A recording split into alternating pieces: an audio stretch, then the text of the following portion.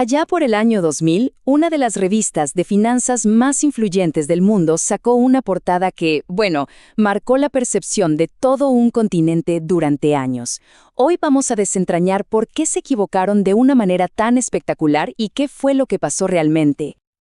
A ver, el continente sin esperanza. Así, sin más. Es un titular durísimo, ¿no? Y ojo, no era solo la opinión de una revista. La verdad es que reflejaba un sentimiento bastante generalizado en todo el mundo a principios del milenio sobre el futuro de África.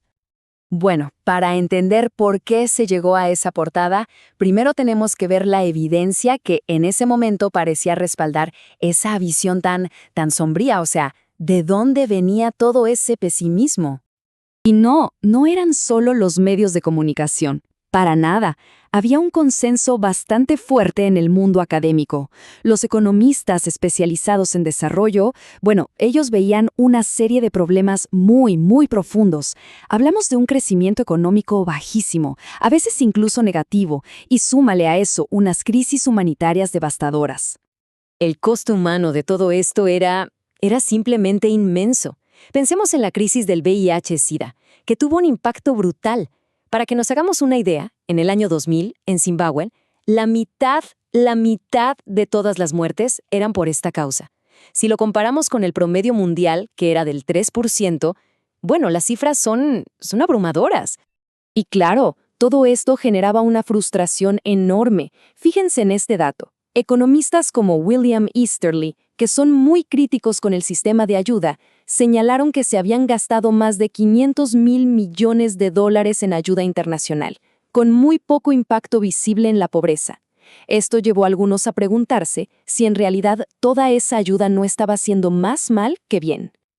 Pero aquí es donde la historia da un giro completamente inesperado, porque avanzamos poco más de una década, y la narrativa cambió, pero no un poco, dio un giro de 180 grados. Así es, o sea, el punto clave aquí es que no fue solo un cambio de tono, un poco más de optimismo. No, fue una reversión total. De repente, instituciones como el mismísimo Banco Mundial estaban hablando de una realidad completamente nueva. Llegaron a comparar el potencial de África con el despegue económico que tuvieron China e India. Imagínense el cambio de perspectiva. Y no eran solo palabras, los números lo confirmaban. El comercio entre África y el resto del mundo se disparó. Aumentó un 200% en poco más de 10 años. El continente, de repente, se estaba conectando con la economía global de una forma que nunca antes se había visto. Y los cambios no solo venían de afuera, a nivel interno también había señales muy positivas. Por ejemplo, la inflación. En los años 90, el promedio era del 22%, una locura, pues en la década de los 2000 bajó a solo un 8%. ¿Esto qué significa? Pues una estabilidad económica mucho mayor que se estaba consolidando en un montón de países. Pero a ver, quizá el dato más sorprendente de todos es este. Durante buena parte de esa década, el crecimiento del PIB en África subsahariana fue más alto que el de Asia Oriental. Sí, así como lo oyen. Superó a la región que todo mundo consideraba el motor del crecimiento global. Increíble. Entonces, claro, la pregunta es inevitable. ¿Cómo se pasa de ser el continente sin esperanza a ser el continente en ascenso en tan poco tiempo? ¿Qué fue lo que causó este giro tan radical?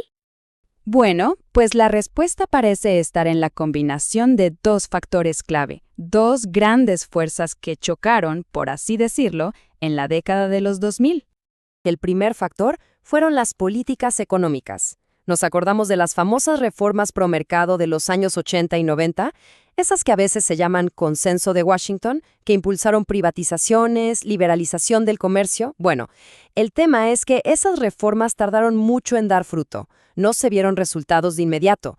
De hecho, es irónico, pero el pesimismo era máximo justo cuando esas políticas, sin que nadie se diera cuenta, estaban poniendo los cimientos para el despegue de los 2000. Y luego, el segundo motor, que fue como echarle gasolina al fuego, un boom gigantesco de las materias primas. ¿Por qué? Pues porque economías como China e India estaban creciendo a un ritmo vertiginoso y necesitaban de todo. Eso disparó los precios. Y claro, fue un empujón brutal para todas las naciones africanas que exportaban esos recursos. ¿Los resultados? Pues a la vista están. Entre 2001 y 2010, 6 de las 10 economías que más rápido crecieron en todo el mundo estaban en África. Países como Angola, Nigeria, Etiopía. Muchos de ellos, efectivamente, impulsados por ese boom de las materias primas. Pero, y siempre hay un pero, ¿verdad? Esta misma dependencia de las materias primas encendió las alarmas. Planteó una pregunta clave sobre el futuro. La gran duda era, a ver, ¿este crecimiento es para siempre? ¿Es sostenible? ¿O estamos viendo lo mismo de siempre, otro ciclo de boom y crisis, que depende de los precios de las materias primas? El continente ya había pasado por eso antes. Y esa pregunta, bueno, esa es la que define todo el debate sobre el futuro económico de África. Y encima hay otro problema. Los historiadores económicos advierten que el camino de desarrollo de toda la vida, el de pasar de la agricultura a las fábricas, quizás ya no sea una opción para muchos países africanos. ¿Por qué? Primero, porque ya no tienen la ventaja de costos laborales súper bajos para competir con Asia. Además, hay otros retos. La población crece muy rápido y no hay una válvula de escape como fue la migración para Europa.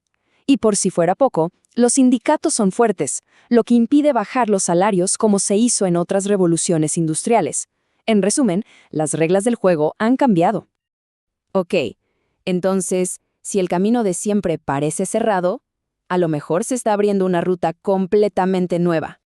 Vamos a ver si existe otra manera, una ruta alternativa hacia la prosperidad que no dependa de las chimeneas de las fábricas, sino de la tecnología. Y es que la velocidad con la que el continente se subió a la ola de la revolución digital es alucinante.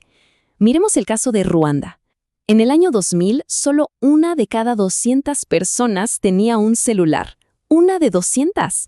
17 años después, en 2017, ya eran 3 de cada 4.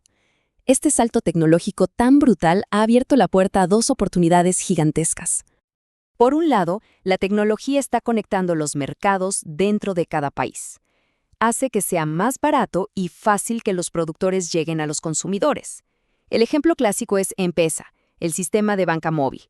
Pero también pensemos en un agricultor que puede ver los precios del mercado en su teléfono. Y por otro lado, está creando de la nada sectores de exportación completamente nuevos, que se basan en servicios, cosas como el turismo, la contabilidad, los call centers, servicios que se pueden vender a cualquier parte del mundo. Entonces, llegamos al punto clave. Al aprender de los errores del pasado y al apostar por toda esta innovación, ¿será que el continente puede de verdad forjar un camino propio? Un camino que quizás le permita saltarse la etapa de la industrialización tradicional y entrar de lleno en un futuro liderado por los servicios. Estamos a punto de ver cómo se escribe un capítulo totalmente nuevo en la historia del desarrollo económico.